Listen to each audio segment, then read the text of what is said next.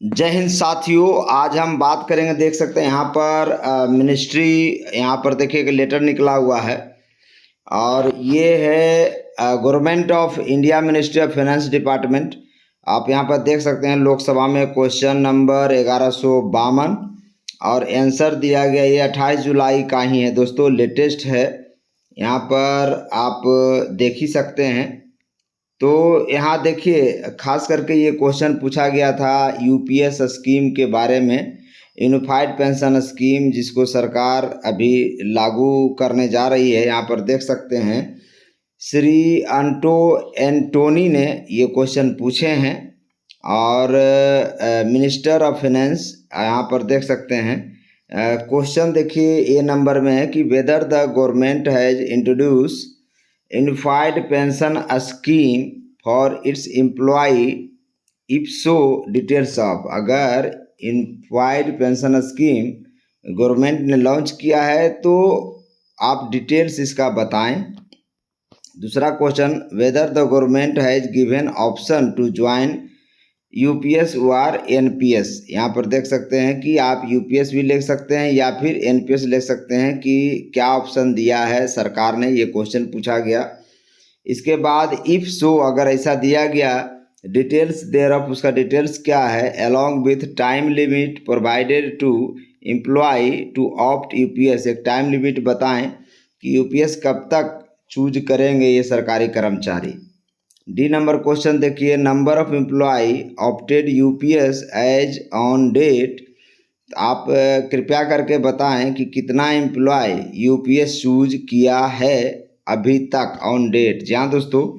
इसके अलावा ई number question यहाँ देखिए, whether the government has any plan to extend the time limit for choosing a scheme, if so details there of. अगर ऐसा है तो आप उसके बारे में हमें बताएं। देखिए ये क्वेश्चन पूछा गया लोकसभा में, यहाँ पर देख सकते हैं श्री एंटोनी के द्वारा, और यहाँ पर देख सकते हैं उनका जवाब, आंसर, उत्तर दिया गया minister of state for finance Shri Pankaj Chaudhary. हमेशा यही उत्तर देते हैं।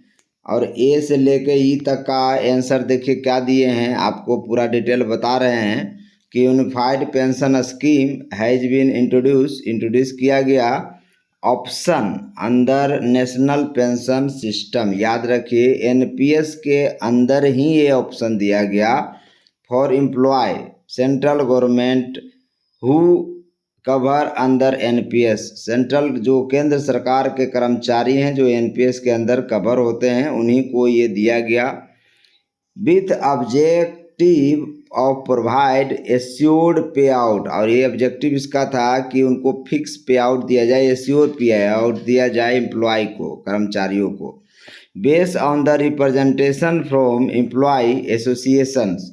अब ये इनका कहना है पंकज चौधरी का कि जो एम्प्लॉय का जो रिप्रेजेंटेशन है फ्रॉम एम्प्लॉयज एंड एसोसिएशन, उन्होंने हमें ये दिया था और उसी के आधार पर एश्योर पेंशन के तौर पर यूपीएस लाया गया।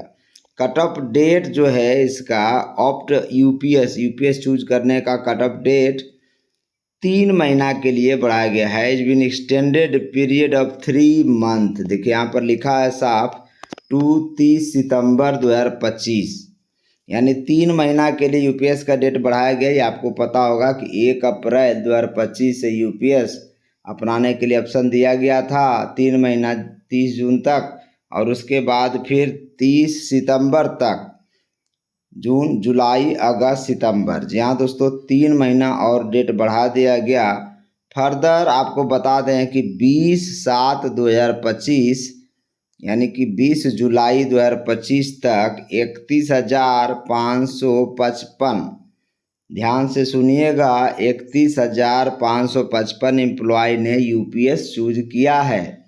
और ये वो एम्प्लॉय हैं जो ऑलरेडी रिटायर हो चुके हैं, जिनका सर्विस लाइफ बहुत कम है, वो लोग ही चूज किए हैं। इसके अलावा देखिए आप यहाँ पर देख सकते हैं कि 30 लाख केंद्रीय कर्मचारियों में से सिर्फ 1 पॉइंट, जी हाँ दोस्तों ध्यान रखिएगा इसको, 31.37% यानी 31,555 ने यूपीएस अपनाई।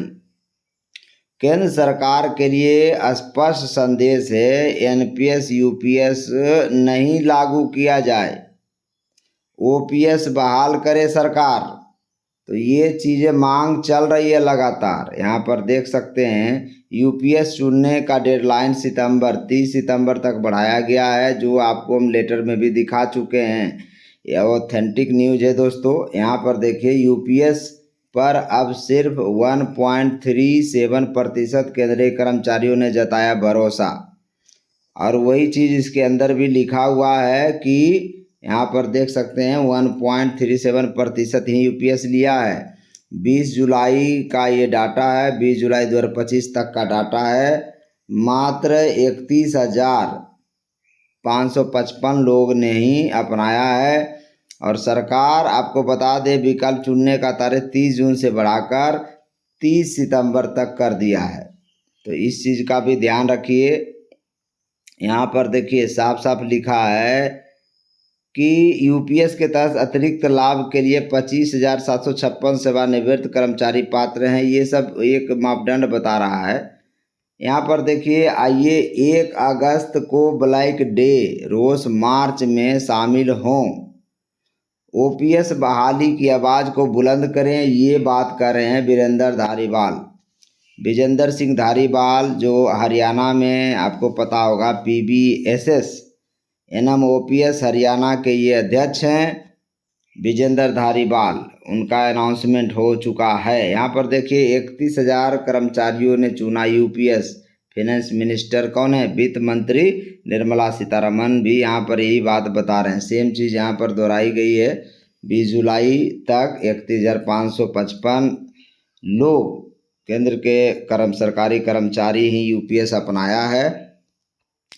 और 30 सितंबर तक इसका डेट बढ़ा दिया गया। यहाँ पर देख सकते हैं निर्मला सीतारमण ने बताया, यहाँ पर देखिए साफ साफ।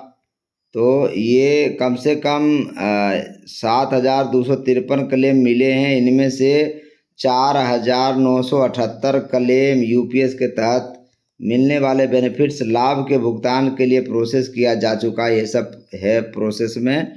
1 अप्रैल 2025 को केंद्र सरकार कर्मचारियों के लिए नेशनल पेंशन सिस्टम NPS के तहत यूपीएस को एक विकल्प के तौर पर पेश किया है। और यूपीएस से कर्मचारियों को तयशुदा भुगतान मिलेगा। इसके अलावा सीतारमण ने बताया कि यूपीएस चुनने की आखिरी तारीख को 3 महीने के लिए बढ़ाकर 30 सितंबर 2025 कर दिया गया। बस यही न्यूज़ है दोस्तों।